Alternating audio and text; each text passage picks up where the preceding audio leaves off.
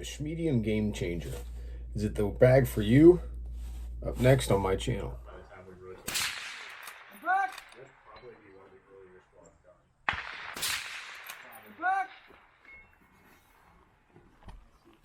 Give me a setup for the last stage. I'll be eating lunch. So it's been maybe 2 months, I think, or so, since Armageddon / Razor Precision. Razor? That R guy / Armageddon gear got together and made the Shmedium Game Changer. Now, the Shmedium is dead center in between a full-size Game Changer and the pint size. The Shmedium Game Changer, which is a heavy sand-filled, or I think it's silica-filled bag, is a direct intermediate between the full-size Game Changer and the pint size, which I do not have right now because my best friend has one, so I don't need to purchase it. Is the Shmedium really the ticket? After this last weekend, I think so. I think it has the most redeeming characteristics of a good barricade bag. The full size is nice because it has a lot of purchase.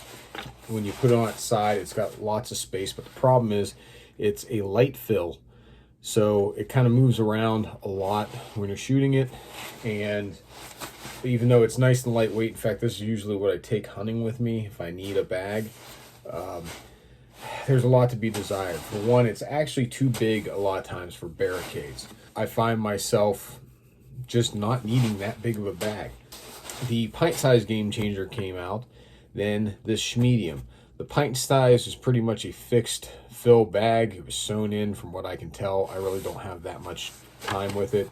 But the full-size Game Changer has this big zipper in here, and you can kind of see some of the fill, which falls out all the time. Not a really big fan of that design, but I guess it is what it is. And, you know, it's worked well. When I first got it, a buddy of mine said, hey, take about a sandwich bag worth of fill out and you'll be good to go, which I was. But this bag served me very well. But I'm on to the new hotness. What did they improve with the Shmedium? Well, it's a smaller package, but it's big enough that it can support a relatively large footprint rifle, and it can support, if you're into it, some of those big gamer plates that are all the rage these days. Other things that they changed on this was they now use to fill it a Velcro in place spout. This spout, which pulls out like this, allows you to fill your bag up and remove fill as needed. I actually removed this much fill. I mean, it's a significant amount because it was to the brim full. Once you figure out how much fill you need, and some guys like super full bags, just fold it, you know, twice like that, and then tuck it in, and you will not have any spillage. That's a really, really cool design. Good job, Tom Fuller. I commend you. I've shot around Tom Fuller quite a few times in the last 2 years, and he's a stand-up guy. He really listens to people, and you know, he comes out with products that people want. The pint size that I bought is a waxed pint size, so it tends to stick to things a little better than other bags out there. I'm probably actually going to put a little bit more wax on it because it's not quite as sticky as it was on day 1 or 2 of having it.